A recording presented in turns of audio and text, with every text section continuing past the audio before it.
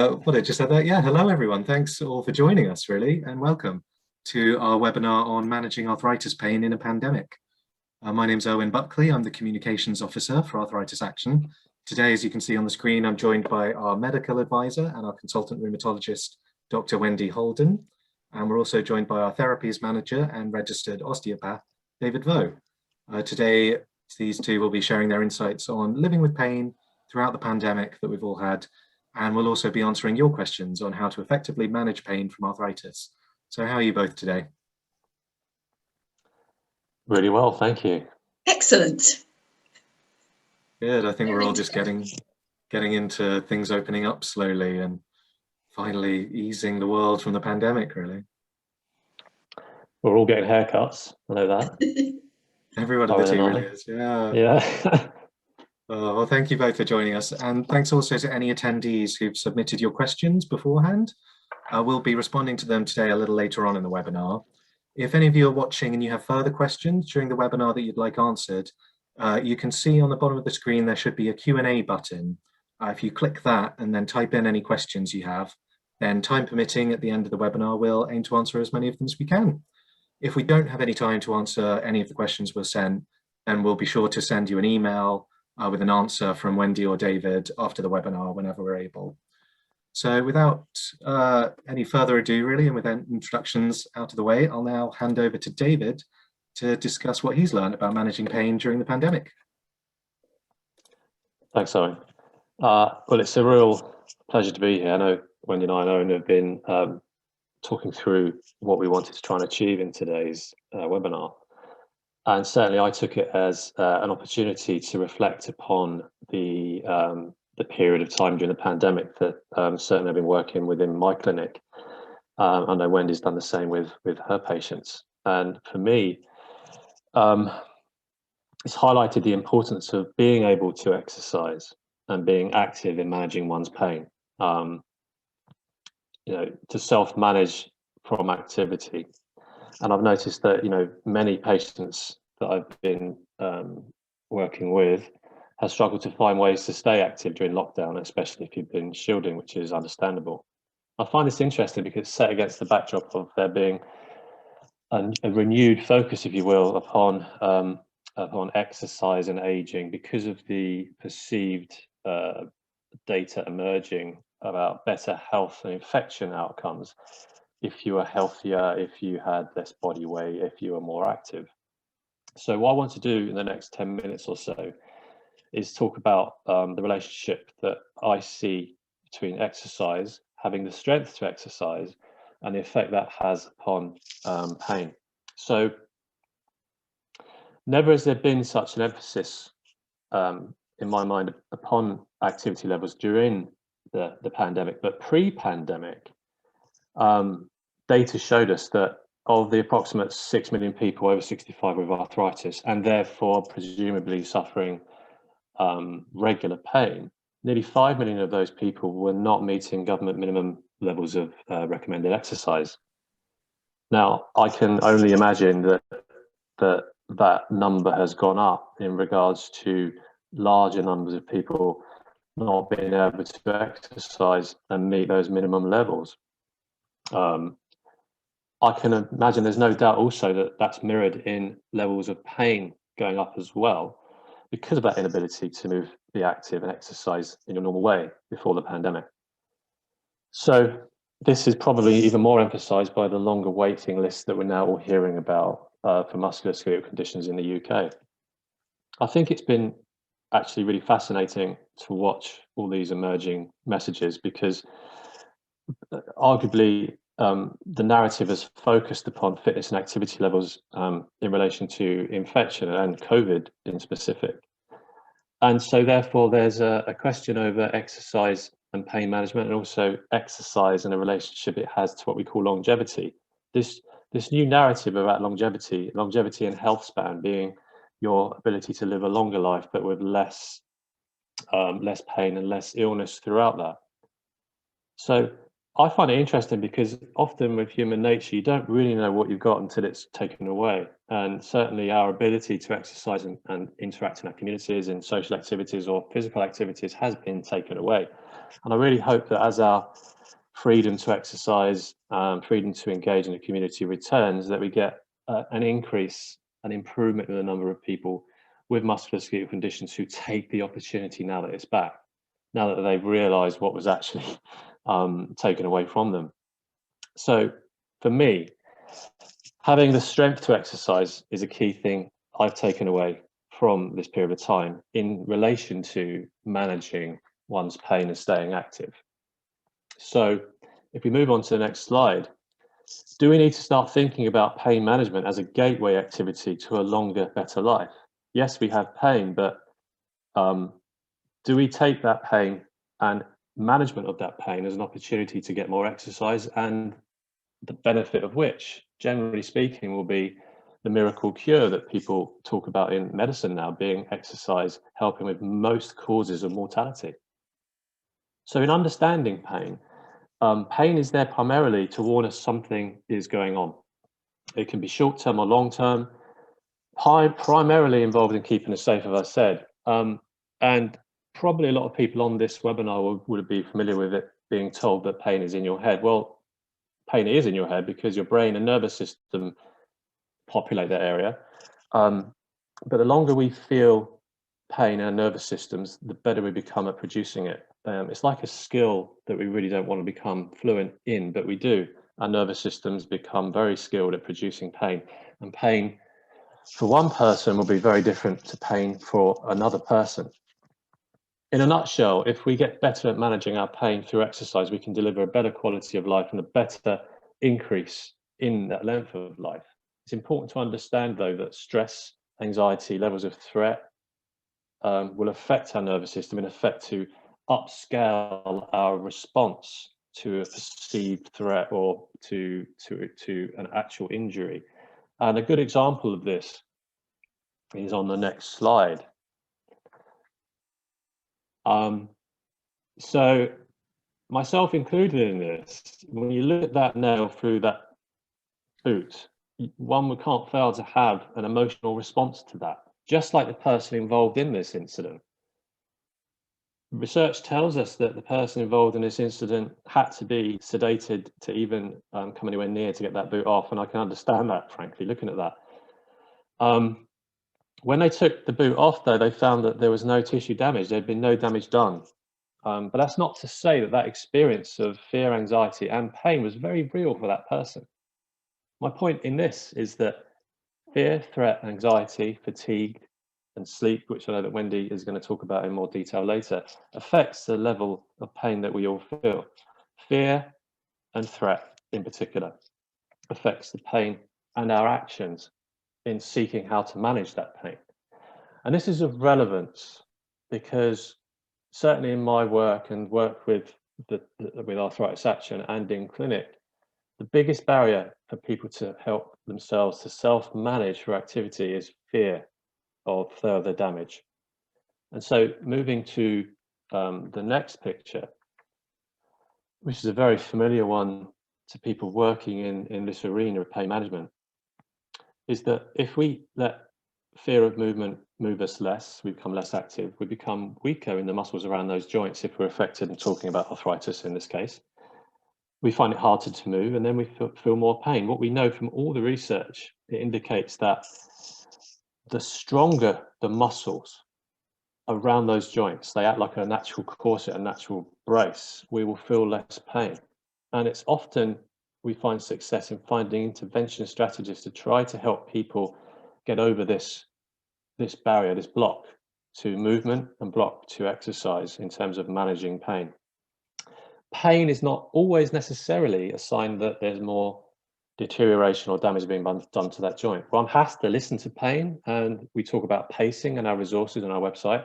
But ultimately, if we find a way to exercise and to pace our week, look at different activities that will be less provocative, then we can generally find a way through with intelligent exercise prescription. But the bottom line is, if we find a way of strengthening muscles, the muscles gives us ability to move. Movement helps with pain, and it also braces those joints. So you've got an indirect and a direct benefit. And looking at why this is important then, if we look at activity levels in the next slide, in this country, we spend more time on the toilet, unfortunately, than we do actually exercising. Now, again, that picture of the lady with a dumbbell doing weight training is a striking picture. But arguably, I wish it wasn't. I wish that more of us saw more people of this age range doing these sorts of activities, because this is exactly what people need to be doing, not necessarily with a weight dumbbell, but potentially with some kind of apparatus, your own body weight. It can be household objects. It can be TheraBands or exercise bands. It can be the resistance of water in a pool. But it's resistance training that's important in my mind. Resistance training, building strength. That strength giving us arguably the ability to move. And if we move on to the next slide, we're in good company when we say that, because Public Health England and the National Institute for Clinical Excellence, which oversee a lot of the advice which health professionals then filter down to the general population, both advocate exercise, both advocate in particular, and have mentioned strength training as well. If Eoin clicks onto the next one, I believe that comes up. Yes. So what does that actually mean when we talk about strength training?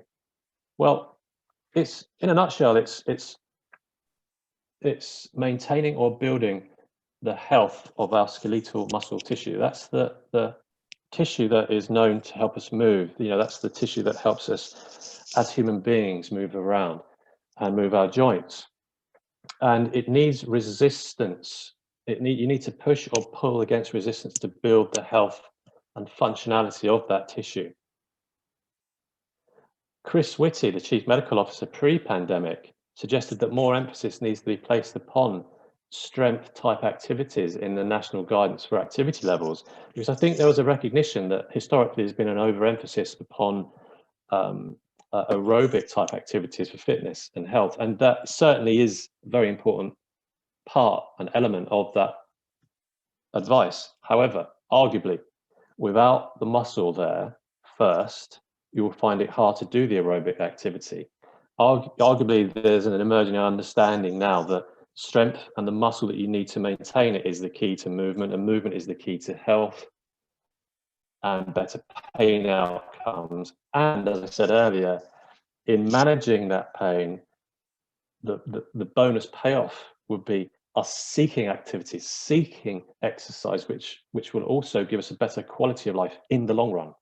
So for me, personally, as someone who's had a lived experience of coming through an injury as well, it's having the strength and the ability to exercise, which I'm taking away really from this period of reflection during the pandemic. So if we then go on, for me, building muscle is a fundamental health activity. There's overwhelming evidence now, which I've touched upon, that movement is the key, and it can be any movement, is key to bringing down pain levels. There's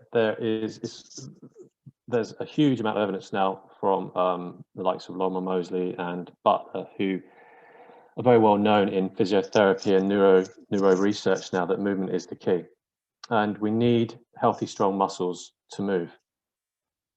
Exercise is now being lauded as the miracle cure, but to first do that, we need to have those muscles. So we know that it helps with pain, but we also know that a healthy skeletal muscle system also helps us mop up inflammation when we're not dealing with an infection. And in the light of an infection, it helps us with fighting that infection. So it actually is an immune organ in its own right, and another very good reason, and probably never been more important reason, to actually pay attention to that muscular system. Now, this is important for everyone, not just people with arthritis or people who are aging, because if we look at the next slide, we see that, and I find this quite a fascinating Sarcopenia is a loss of our skeletal muscle over time, and as we age, if we let that skeletal muscle system drop off too much, then we go into a potential for disability in later life. Now, the drop off on hormonal level starts in middle age and on into older age. And it's at these very times that we need to be working in different ways to maintain that muscle health. So this comes from resistance type training. If we intervene in middle and older age with good nutrition and good advice, and find ways to exercise as we age and vary that exercise to target different muscle groups and target them in different ways without provoking it so that you feel that you can't continue, then we have a framework in which you can maintain your independence and avoid unnecessary disability in later life. So just starting to wrap up now with this, but with diet and strength-based interventions, it is always possible to blunt that curve. And the next picture is a picture that, I wish we saw more of these things happening, but if you go into the majority of gymnasiums and health clubs, you don't see a lot of this, but there's no reason why we shouldn't, because more and more health industry leaders are looking more at the health fitness industry to actually step in and help people with this very key fundamental keystone to long health. And it doesn't have to be with weights, or it doesn't have to be in this setting. You can include your own equipment at home, including very easy TheraBands and exercise bands. You can use household objects, for instance, empty milk cartons full of water you can use. You can look online for advice, and you can also go to local community pools, etc., and use a resistance to the water. That resistance causing a reaction in your muscles to become stronger. And so just to summarize then, and looking at the next slide, we have a nice example here, something called 10 today, 10 minutes a day of exercise, which is based on a Japanese model of multi-generational community exercise. As part of the role for the charity, I'm on the steering group for 10 today, and they do an amazing job at making it really accessible exercise for people who are potentially slightly older. And it can also be accessed via our links on our resources page. I like this because you can also listen to it on the radio, not just look at it on a screen or a tablet. So moving on, at Arthritis Action, what we try to do is develop an ecosystem within which your strength is a priority. So we like to build awareness, give you the right nutritional advice, because nutrition is key also. That in combination with the resistance activity will build your strength. And we believe in helping you wherever you are on that continuum of strength to regain, develop and maintain your strength to move. And then signpost you, ideally, when things are open again, obviously, into a community setting. So we have online exercise classes that develop your strength. We're developing home strength programs. We have a chair-based exercise page that you can look at. As I touched upon with 10 today, we have key strategic partnerships giving online type activities. I'm also working with an exercise and rehabilitation app as we speak, which we hope will be coming online in the next few months. So there's literally something for everyone there. But I think as important as all that is that we have groups that we can offer you with like-minded people, which will run by people from Arthritis Action. We also have signposting in our local community directories for exercise, which give you an insight into the sorts of activities that once our freedoms are returned to us, we can engage in. I'd just like to finish on the last slide in saying that I like to try to promote to certainly the people I work with that we should think of ourselves as athletes training for a long event, the long event being hopefully a long and healthy life. If we are pretty strong, then we have a better outcome if we have an unexpected long period of inactivity due to an illness or due to an injury that we haven't foreseen. We will literally bounce back more quickly if we go into that having been fit and strong already. In medicine, we call this prehabilitation. It's often a thing that people are asked to do to get fitter before they have a procedure. I'm saying don't wait to have that procedure. I'm saying get fit and be strong now. So remember that exercise and movement help with pain, immunity, and longevity. Skeletal muscle health via resistance training is the key to being able to move more. But to remember that sometimes some of us need to spend a bit of time getting stronger before we can get a little bit more active. And I just like to encourage everyone on this call to take another look or refresh and look a refreshed look at our resources, because there's a lot of really great insight and there's a lot of great links there that can help you in this journey. And I'd like to finish there. Thank you.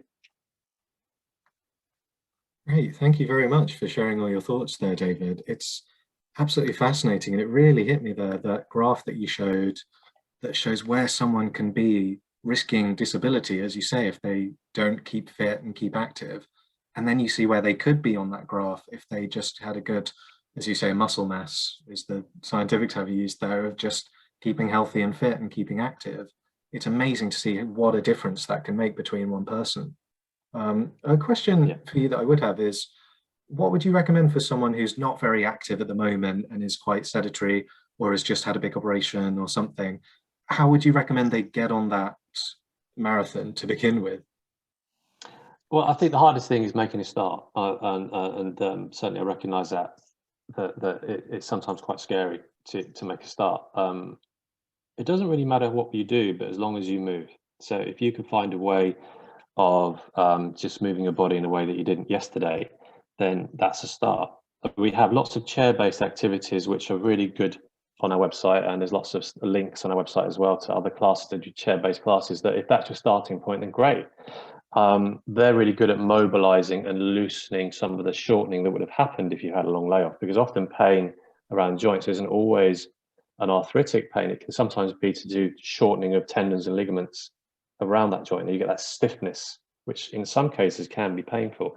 So starting with mobilization, chair-based type exercises is a logical starting point. And as I'm sure that we'll say again later, if you have access to a pool that offers quieter times or specialist classes, getting in the pool and mobilizing in the pool where you're unweighted and supported by the water is often a perfect starting point as well to progress on. Yeah. David, that was absolutely brilliant. Thank you. I love the idea of exercise being a miracle cure. And I think we've seen that with people who've had COVID, and they've done, people who are fit have done much better in terms of their outcome, haven't they, if they're fit. And I really like the idea that you can just do 10 minutes a day and that can still have significant health benefits. My difficulty, as I think other people sometimes have, is lack of willpower, because it sometimes it just hurts to exercise, doesn't it? So, and it's hard to understand that pain doesn't necessarily mean damage. And so what would you say to somebody if say they've got a bad knee and they start exercising and it hurts them?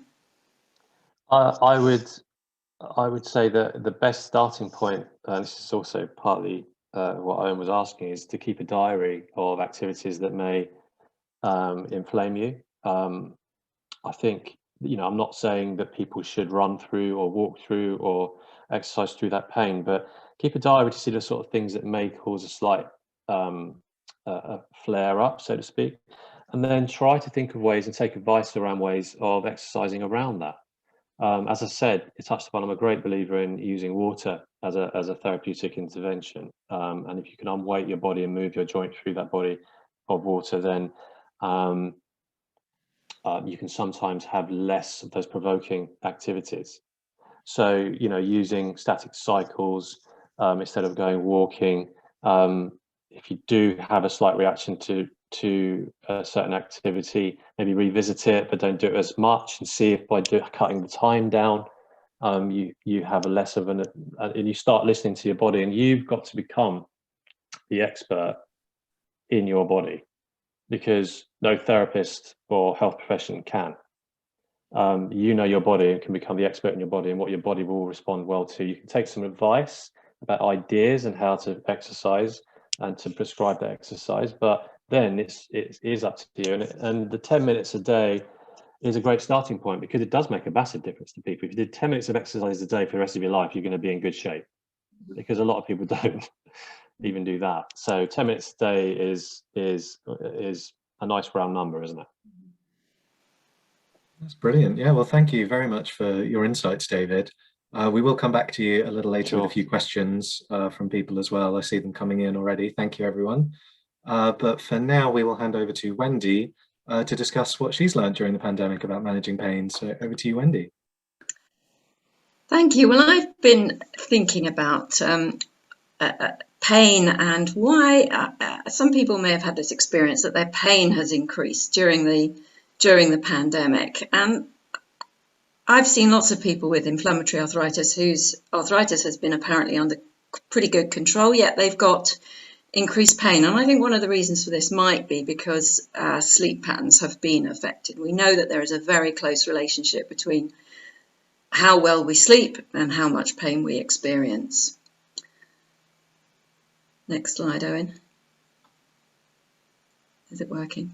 So this is kind of the sum of COVID, really, isn't it? We've all been in a bit of a tiz, hopefully feeling a bit better now, but we've all been in a bit of a state about worrying about everything. Can I go out? Can I not go out? Am I going to get COVID? Are my family safe? Am I going to have the vaccination? We've all had changed sleep patterns. We've been sleeping in a bit longer, or we've been staying up a bit later. Generally, we've been having a bit less exercise, even though we're supposed to be doing some exercise. Most of us have done a bit less fresh air. We've all been eating a bit more and all probably drinking a bit too much. And we know for sure that alcohol definitely affects sleep quality. And all of this stress that we've all had over the last year definitely causes fragmented sleep. And probably like me, you've all been having some pretty vivid dreams at times. So sleep disturbance, the next picture shows that this is a way that they used to get confessions out of women that were suspected of being witches. So they'd keep them up, and in particular, when they fell asleep, they'd wake them up again. So they had a fragmented sleep pattern. And we know that fragmented sleep is really, really bad for overall well-being. And if you do that for long enough to somebody, then they will soon confess to being a witch and doing all sorts of things. And this is why sleep deprivation is still used as a form of torture in many places, although interestingly confessions that are obtained under conditions of sleep deprivation are not admissible in any way. So if we are sleep deprived, obviously we feel tired, but interestingly people don't often make that link between fatigue and lack of sleep. And someone says to me they're tired, and I say, how well do you sleep? And they say, oh, my sleep is terrible, and they somehow don't make that connection. Bad sleep also affects our mood, so people who don't sleep well are often more anxious or low. Our thinking is affected. And very, very interestingly, there's a very strong research link between poor sleep quality and pain. Next slide.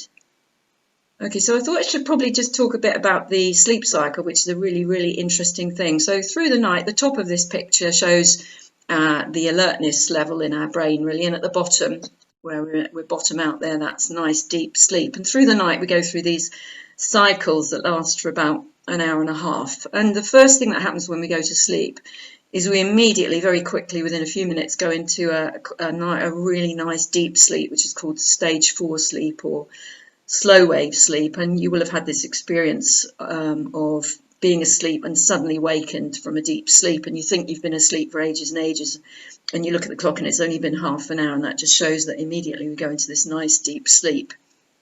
And we tend to have more deep sleep during the first part of the night. So there is some truth to this, the old saying that an hour before midnight is better than 2 hours after. So we have more deep sleep in the early part of the night. Then the other main part of the sleep cycle is this strange one called rapid eye movement, or REM sleep. And this is what you see in your pets when the cat's paws twitch, or in a child when they're fidgety during the sleep. And this is rapid eye movement sleep.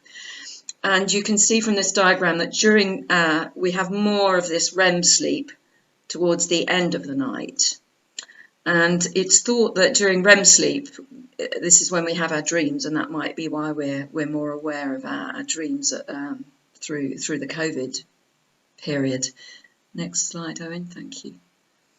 So this little picture on the right is a nifty little thing called a PET scan, and this is a scan that is detected to show increased areas of blood flow in the body. And what happens is the person is injected with a small amount of radioactive glucose, and you can see in the picture there that there's a great big black blob at the top of the picture, and that's the brain. And that, although the brain only weighs about 4 pounds, so it's just a tiny amount of a tiny fraction of our body weight, it uses 25% of all the glucose in the body, just emphasizing how much energy thinking takes.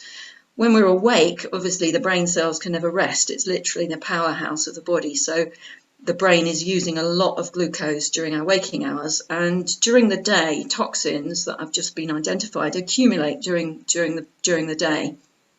So we naturally will feel more tired towards the end of the day. When we go to sleep, especially when we're in deep sleep, our brain waves slow right down, and the brain, they don't literally turn right off, but they're resting relatively. And waves of fluid pass over the brain and wash all those toxins over, so that when we wake up, we're ready for the next day, all perky and ready to go. Next slide. So during deep sleep, that's when it's thought that we make our memories. So people who are lacking deep sleep often say, "Oh, I can't remember what I had for dinner yesterday," or "I keep having trouble finding my words." During the deep sleep, those brain cells fill right up with glucose, ready to go, and we have genes, specific genes that are turned on to help our brain cells repair. It used to be thought that brain cells didn't repair at all once they were damaged, but we now know that that's not the case at all. And during deep sleep, our brain cells will mend themselves. We have hormones, including growth hormone, which is very important for general energy, which is released during deep sleep. And after a nice deep sleep, we feel pretty rested. So you've probably also had this experience of waking up, say, I don't know, 2 or 3 in the morning, and you think, wow, I'm wide awake now, I'm ready to go. And that's because you've had lots of deep sleep. You may not feel so good later on, but certainly in the middle of the night, you may well feel quite energized. So next one. And in REM sleep, this is really, really interesting, this REM sleep. Nobody really knows the purpose of sleep, and they especially don't know the purpose of REM sleep. In REM sleep, the body is paralyzed, although the brain is very, very active, the same level of activity as when we're awake. The body is paralyzed, and it's thought that the purpose of that is so that we don't actually get up and act out our dreams. So REM sleep is often when we dream.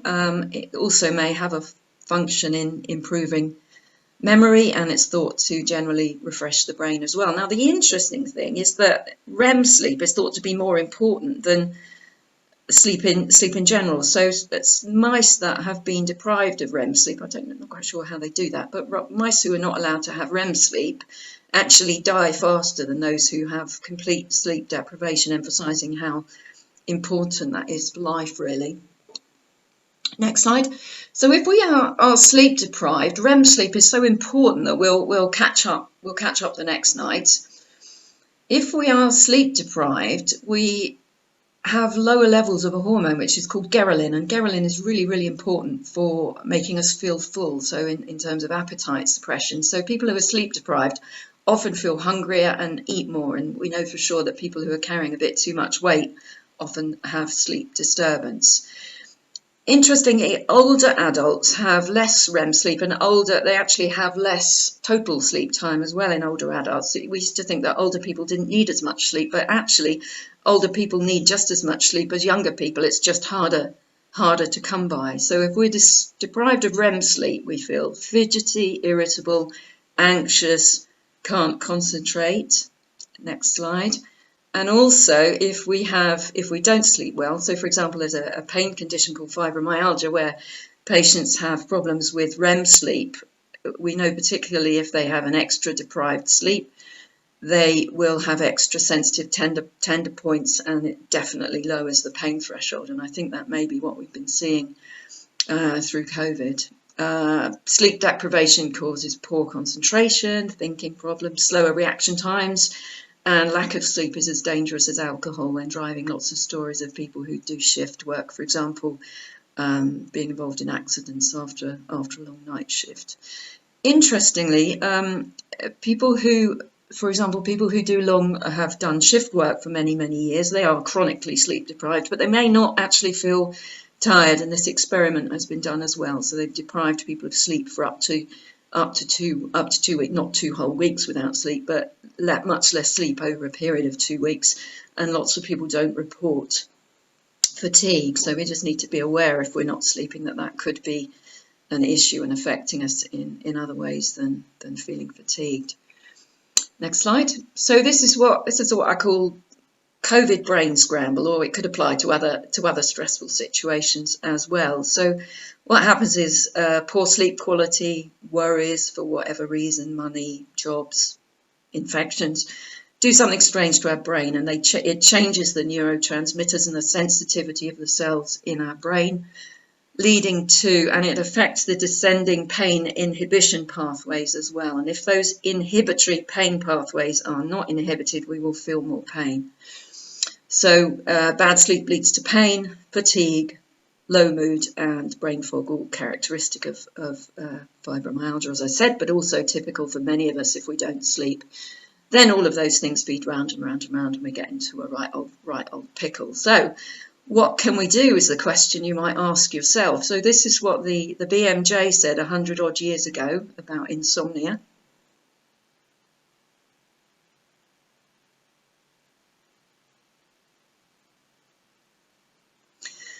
So in other words, essentially, get yourself up, get yourself out, and get yourself some fresh air. Now, there is some great evidence that about blue light. Blue light essentially comes from the sun. There's been a lot of bad press about blue light affecting sleep quality, but in fact, if we get blue light at the right time of the day, especially in the morning and the afternoon on these lovely sunny days, there's great evidence that it can improve concentration, it can improve sleep quality, especially in shift workers. Now, the thing I said earlier about older people not getting such good quality sleep is also evidence-based. Now, we think that in older people, less blue light is transmitted to the back of the retina because the eye of our lens is less good at transmitting blue light. And we know that, for example, people with cataracts, which is a thickening of the lens, often suffer from sleep deprivation. If their cataract is fixed, their sleep gets better. So there's great evidence that a good way of improving our sleep quality is to get up and do, as David said, do some exercise, especially in the air, and have a better night's sleep. So that's all I wanted to say about sleep and pain. I think the whole subject of sleep is really interesting. Perhaps a good topic for another session, Eoin. Absolutely, yeah. Thank you so much for sharing what you've learned during the past year about one easy way to lessen the pain that you're feeling, and that is through sleep. An interesting thing, what would you say for someone who's already struggling with sleep? And as you say, there's that cycle, it's very hard. What would be an easy way to sort of start breaking that cycle, as well as the exercise that you mentioned, and getting out in the open? There's lots of ways to improve sleep. First of all, and almost most importantly, is don't worry about sleep. You will catch up, and nothing terrible is going to happen with a few broken nights. So don't fret about that. Try and do what you can to relax. Avoiding too much stimulation before going to sleep, start to gradually wind down like you do with a small child. Definitely don't take to the bottle because alcohol will disturb your sleep. Try not to eat too much late at night, that won't help as well. Get yourself out and about during the day, get some daylight, and some exercise, of course. I found it fascinating, Wendy, thank you, and also found it really interesting that 100 years ago, over 100 years ago, they were talking about the benefits of gardening. And certainly now there are some social prescribing resources out there. I know that GPs are referring people to gardening and allotment type activity. You know, also in other countries, people are prescribed an afternoon in the forest, in a especially a safe space in the forest. You do certainly in Japan, and I think we've got to take these lessons from the past, haven't we? In the simple fixes are often the better ones. Absolutely, and there's something about the David Attenborough thing where you go and sit in the forest and just be quiet for 10 minutes. sort of something to do with mindfulness and Mindfulness, being yeah. observant of the present and just relaxing in nature. Something really good about that. Yeah, absolutely. Absolutely. Brilliant. Well, thank you so much, for sharing your slides there, Wendy. That's great. We're now going to spend a bit of time answering any questions that you guys might still have about managing arthritis, everybody watching. As a reminder, if you want to ask any questions, just look at the bottom of your screen. There should be a Q&A button. And if you click that and then type in your question, we'll try to answer as many as we're able, really. Unfortunately, we can't answer any very specific questions about your personal medical history or situation. Unfortunately, this isn't the right place for that. However, we will try to answer as much as we can and in as much detail as we can. A lot are coming through, so thank you everyone for asking what you have. We have a question here from Maggie, which I think is for David, but please both jump in on, are there any machines that you'd recommend to help relieve pain, things like TENS machines or Revitic or similar to that? I would certainly TENS machine jumps out. The National Institute of Clinical Excellence, I think last week, it was as recently as last week, suggested TENS as a mechanism for better managing long-term pain. It's been around for years and years and years, I think probably over 30 years or so, and I think that would be a good starting point. They're relatively inexpensive. You can get them prescribed often by your GP. So I would urge caution about anything else that you see advertised. I think you can spend a lot of money on things that potentially haven't got that history. I don't know if Wendy knows of any other ones that she would recommend. No, I definitely recommend TENS. There's plenty of evidence that TENS works. Yeah. It's got an acupuncture type effect, turning off the pain gate and so forth. So that can be a good thing. I'm not so sure about other gadgets per se. I don't think they replace the advice we've already said about just exercising. Okay. Another question here we have. What are your views on CBD oil or glucosamine that some people have found to relieve pain? Yeah, everyone's asking that question at the moment, aren't they? So the situation is this: the CBD that you buy over the counter has very low levels of CBD in it, and in fact you can't guarantee that there's any CBD in it at all. These products are completely unlicensed, unlike conventional medicines, which have to go through a regulatory process. No one's checking on what's actually in these medicines, and they don't have to be regulated in any way. So, and in addition, they're extremely expensive. The whole issue of cannabis-based medicines is a completely different topic and something where there is emerging evidence. So, essentially, medicinal cannabis there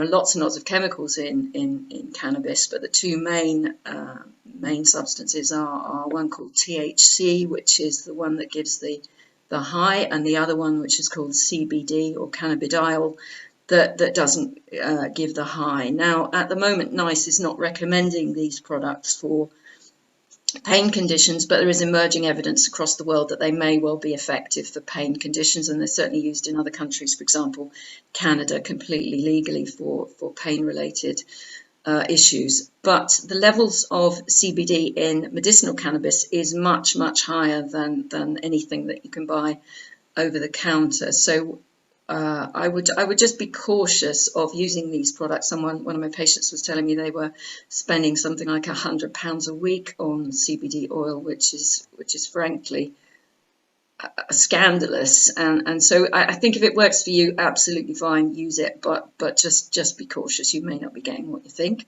The other question was about chondroitin, and chondroitin is a substance derived from fish cartilage, essentially, and cartilage is important for cushioning joints, but there's absolutely no evidence that eating cartilage will literally, unfortunately, turn into new cartilage. So I would not waste your money on that. But again, if it works for you, carry on. Fair enough. You may well be a good placebo responder. Right, we have a similar question actually just after that. People are asking which is the better drug for relieving pain, or are there any drugs you'd recommend? They mentioned cocodamol and pregabalin. What are your thoughts on those? Yeah, that's a difficult one. So cocodamol is codeine, paracetamol combined, and pregabalin is a nerve confuser essentially.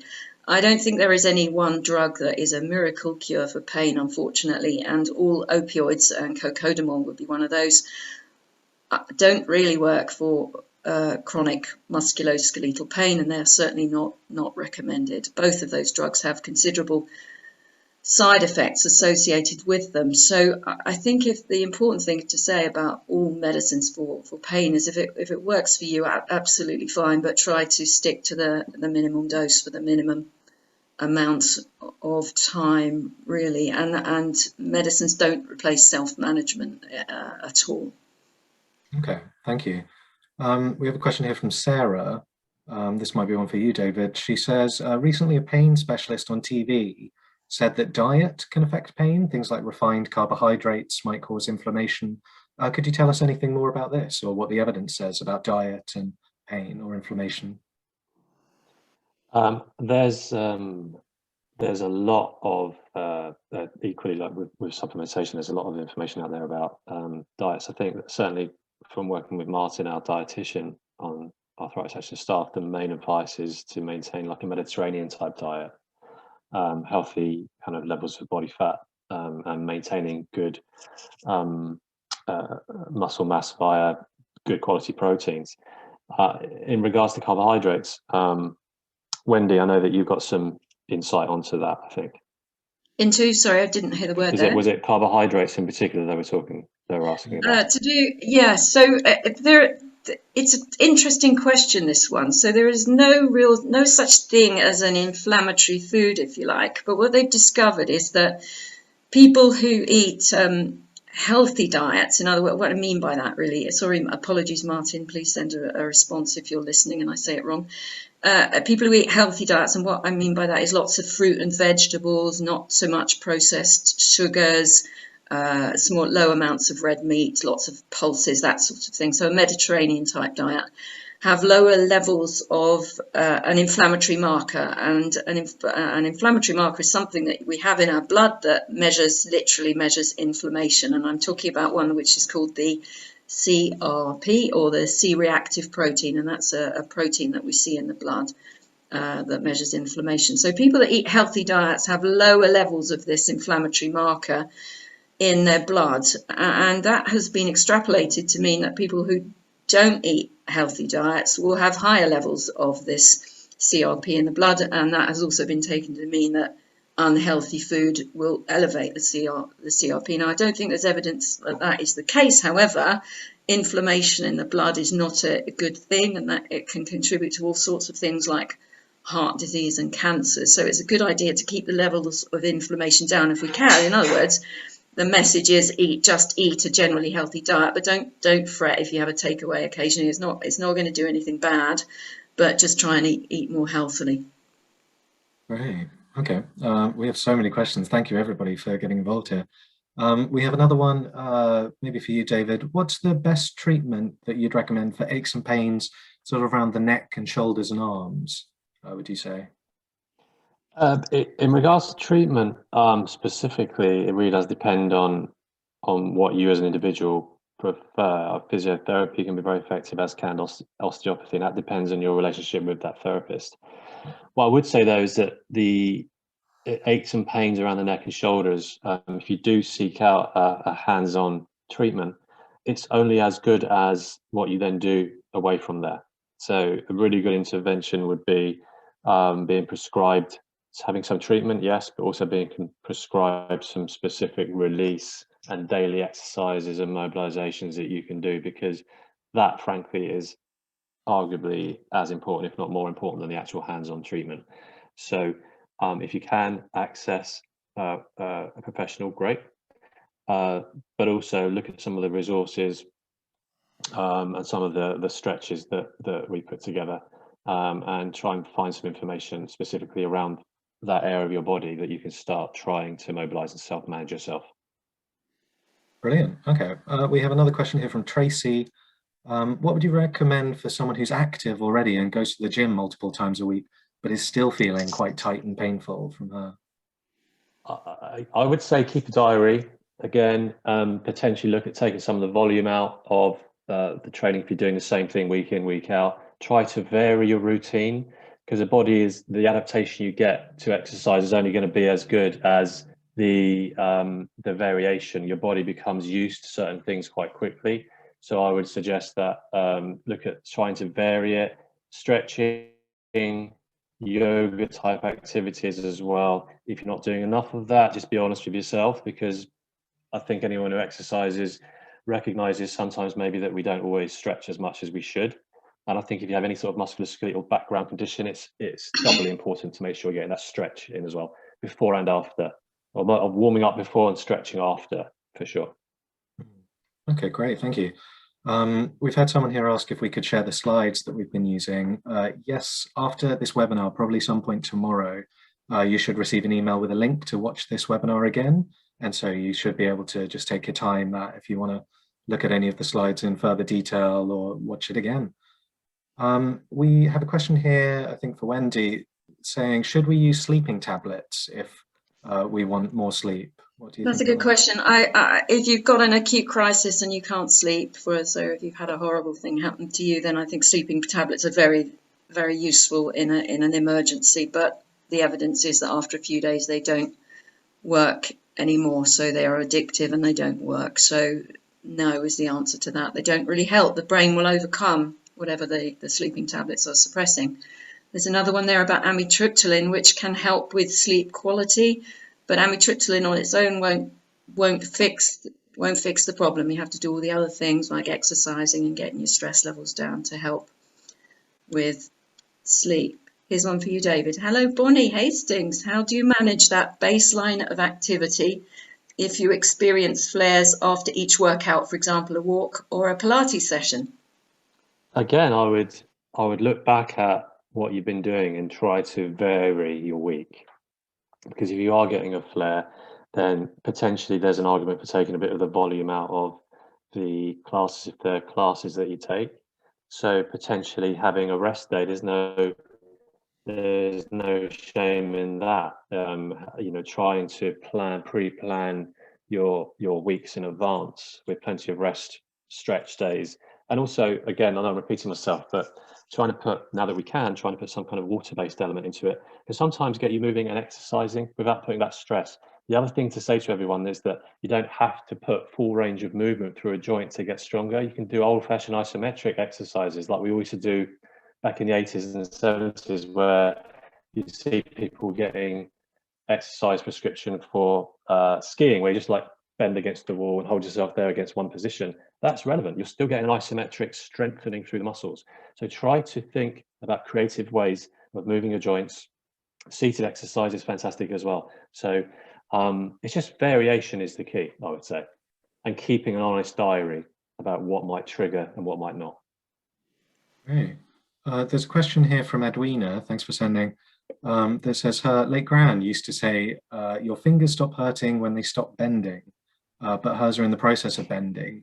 What would you say about sort of people who are experiencing bending fingers? That's an interesting one. So that's describing osteoarthritis. I would imagine there is some truth in that, actually, because this doesn't happen to everyone, I hasten to add, but sometimes joints that have got very bad osteoarthritis in them will fuse themselves, and that's in fact what surgeons do. Sometimes if joints are very painful, for example, on the big toes, they will fuse them, and that's a good treatment to stop the pain. And you're absolutely right. Once they fuse themselves, they will actually stop hurting. But hopefully that won't happen. Right. Okay. Thank you.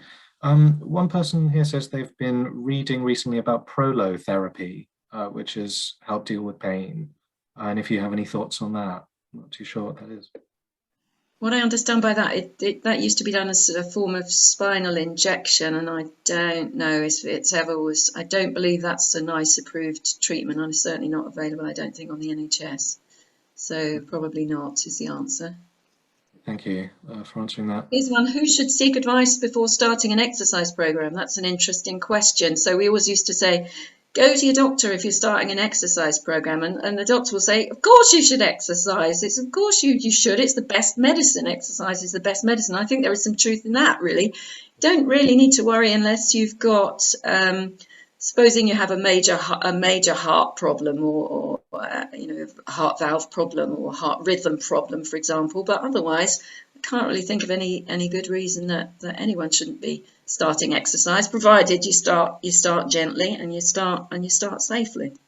Yeah, I would just add, a starting point should be a starting point. From beginner point, don't jump in at moderate or advanced and then work your way up. But I agree that unless you've got an underlying condition or history, then you should be fine. The benefits outweigh the risks. Good.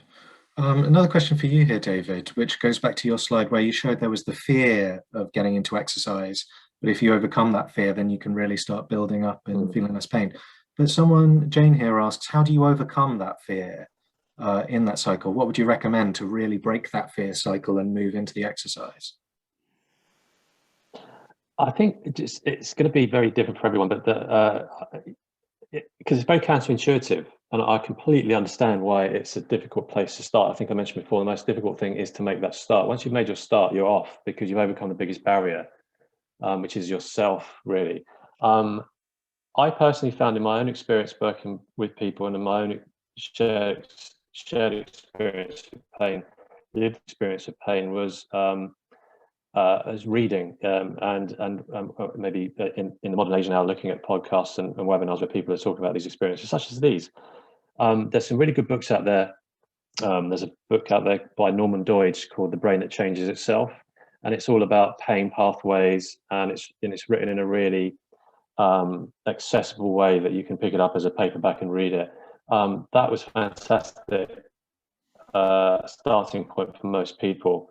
So I'd recommend that book as a starting point. If you need a bit of confidence to understand what's going on, is one of the major things you can do as an individual, and then in accepting that, moving forward and finding a way out of it. Great. We have time for just one or two very quick ones left. I see one here that says, should we nap during the day if we're struggling to sleep at night? That's a good question. I think that kind of depends.